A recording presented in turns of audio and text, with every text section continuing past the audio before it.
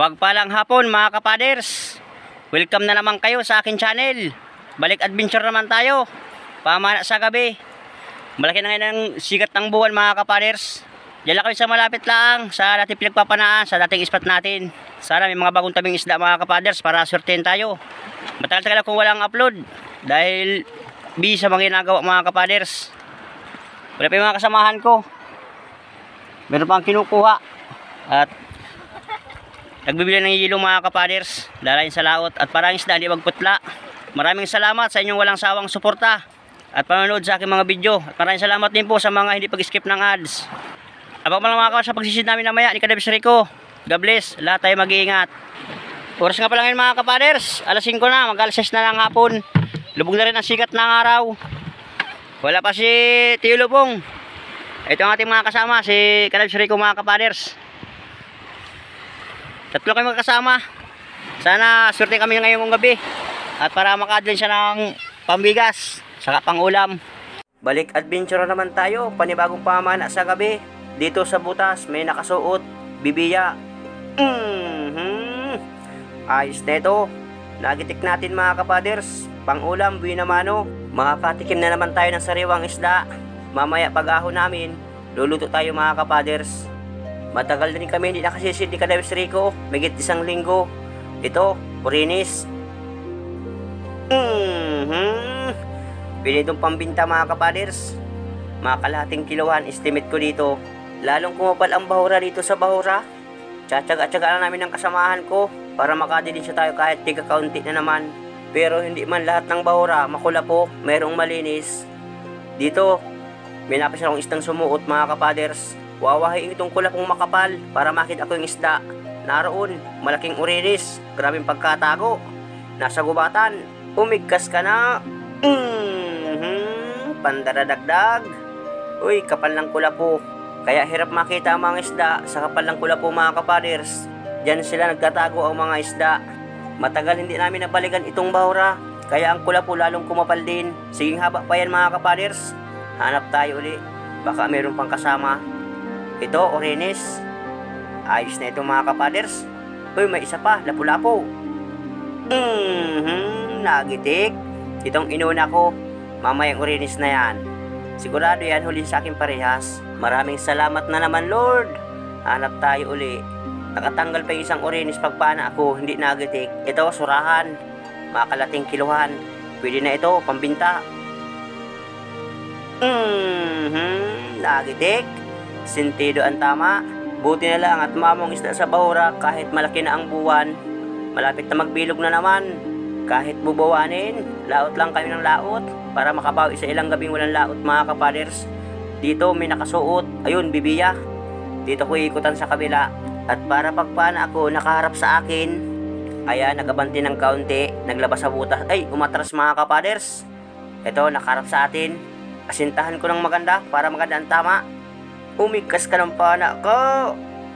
Ay, malapana ito. Matagal umigkas. May diferensya na naman. Ay, malapana ito. Palibas, matagal hindi nagamit. Mayroon naman diferensya ang pana ko. Siguro langisa na naman. Ayos na ito, pang ulam mga kapaders.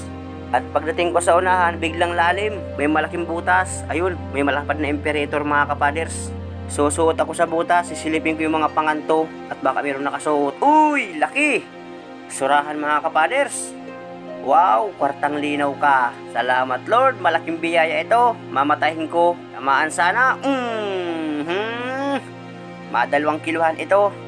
Ito yung bahurang pinapanahan ko ng malaking surahan mga kapaders, kaya laang talaga makapal ang kulapo. Hirap makita ang mga butas. Mga bagong tabi lang itong malaking surahan, galing ito sa lalim, baka tapos na magpiga. Ito ang kagandaang ihawin mga kapaders, mga 2 kiluhan. Siguro mataba ito ngayon, pagkatapos magpiga. Pambinta na muna ito mga kapaders at kakunti pa aking huli. Lalabas muna ako sa butas at andito ako sa pinakang ilalim. Lulutang ako sa pinakang ibabaw nitong bahuras. Sa pinakang ibabaw. Ayos na, nakalabas ako sa butas. Kwartang linaw. 150 ang kilo, ganito kalaking surahan. Sa mataan tama mga kapaders. At pagsabayat baka ugto na ng pana, hindi ko mahuli. Sayang kung makakatakas laang. Hanap tayo uli dyan sa unahan. Dito sa butas, may nakasuot, mungit bahura. Labahita kung tawag sa amin. Siguraduhin ko ito. Nagitik. Tinamaan yung pinakang mayrotinik sa gitna ng katawan mga kapaders. Ganito kalapad, pasabitilya muna ito. Persyuhan sa amin. Kwartang linaw na. Tingnan po ninyo ang kapal ng kulapo, hindi makita ang bahura. Maghahanap na naman tayo at para malagdagan ng ating huli. Dito sa butas, may nakasuot mga kapaders. Ayan, labahita good na naman. Pwede na itong pambinta. Pareres lang sukat ng labahita dito. Plangkitahan ko ng maganda para sigurado. Hindi nagitik. Wag lang makakabunot.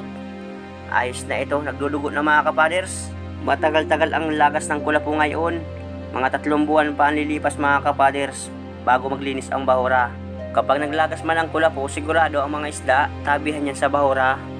Hanap tayo uli. Dito, may mapula mga kapaders sa butas, nakabalagbag. Lapu-lapo ito, lawihan or bakla kung tawag sa amin. Ganda ng pwisto mga kapaders. Ayan, malaki-laki na ito. Idudubol ko ang rubber ng pana para sigurado. Uuluhin natin at para magitik. Dito nakarap sa atin. Nasaan kaya ang parting sentido na ito? Tamaan sana ang sentido at magitik. Yun. Ganda ng tama mga kapaders. Natsambahan man, nagitik. Kwartang linaw na. Uy, salamat Lord. Walang sawang salamat. Magandang biyaya ito mga kapaders. Dito lang sa kasasurahan, bawi na ang gastos. Baka mayroon pa kaming kitain. Mga kalating kilo na estimate ko sa ganito kalaking lawihan. Sana mayroon pang kasama. Naghahanap kami ng bahurang malinis. At pag malinis ang bahura, may panain. Dito medyo malinis. Hanap tayo, medyo malikot mga kapaders sa kakalula. Pagalaw-galaw kaya ang kulapo. Ito, bibiya. Pwede na itong pang-ulam. Pang-ihaw ng aking inakay. Kapag tayo nakarami ng bibiya, pwedeng pambinta. Lagkata ka dyan. Sigurado, ito aking inakay, may pang-ihaw bukas. Mga 300 grams, estimate ko dito mga kapaders. Hanap tayo uli, ito orenes.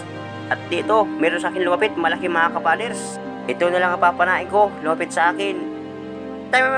Dinuplasan mga kapaders. Medyo malapit kayo doon ang panak ko sa isda, kaya dinuplasan. Uulitin natin. Dinubol ko naman ang rubber. Diyan sa bahura, dumikit ka lang dyan. Balagbag ng kaunti, balagbag. Huli na ito, di na makakatakas. Masarap itong daing mga kapaders pag mainit ang panahon bukas. Kapag hindi uminit, pang ulam, kunutin, masarap. Hanap tayo. Ito, malaking labahita. Ganito kalapad, estimate ko mga 300 grams mga kapaders.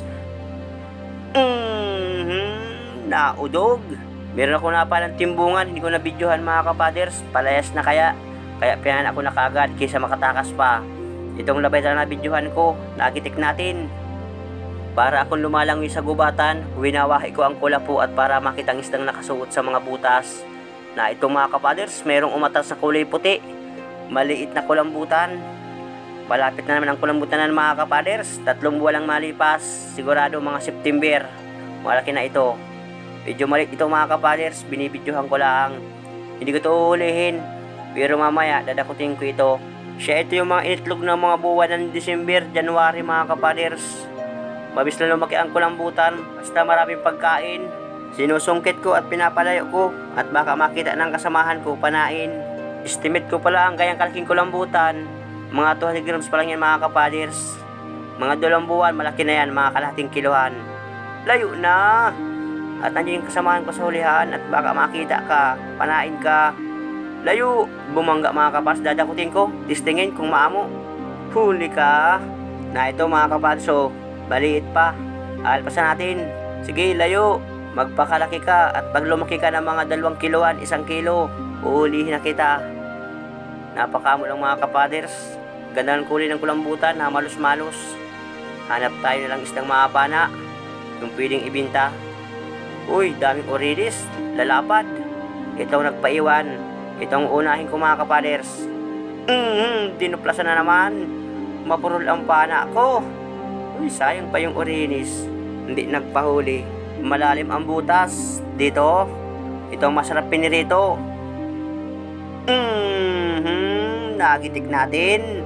Masarap itong ginataan. Kahit pirito. Tawag sa amin, Sulay Bagyo. Sana may kabaak pa ito. At para may kapares. Dito sa Elmang Butas. May isda ko nakita. Diyan sa unahan, aron sa bitak. Uy, 4 na isda, kulay pula, mga sungkag. Nag-abante, ating babalikan dito sa kabila. Na ito na. Tapasan, orinis mga kapaders yan. Pandagdag. Tinamaan na naman. Tsatsaga namin ni Kadabis Rico ang orinis. At sa amin, meron uli nag-order mga kapaders.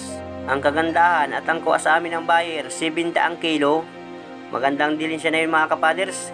Dagdag pambigas na. Ito ang kahirapan sa orinis talaga pag medyo malaki-laki na pang di nagigitik. Persado. Mga linan sa baraso mga kapaders. Na ayan, orinis. Ito naman pakoy nakasuot. Ito, timbungan. Itong uunahin ko.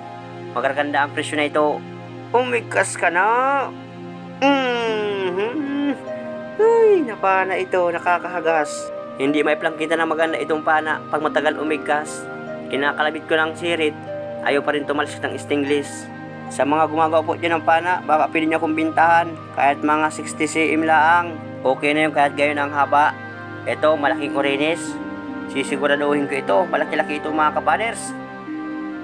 Ay, hamal ang pana ito. Umigkas ka. Ay, hamal talaga ang umigkas. Bayan na. Uy, nagpaparaikot na.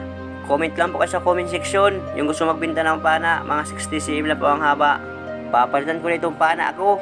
At pasira-sira na. Maraming sayang na isda, hindi ko nahuli. Minsan dinuduplasan, nakakabunot. Ang kagandahan dito sa Bahura, pag bubuhanin ang mga isda, lumalangoy laang. Kaya madaling hanapin ang isda. Na ito orinis. Uy, 2. Alis sa 2 unahin ko. Itong isa medyo malaki-laki mga kapaders. Itong unahin ko. Nagitik. Naudog. Yung isa, kakasuko ang pana mga kapaders.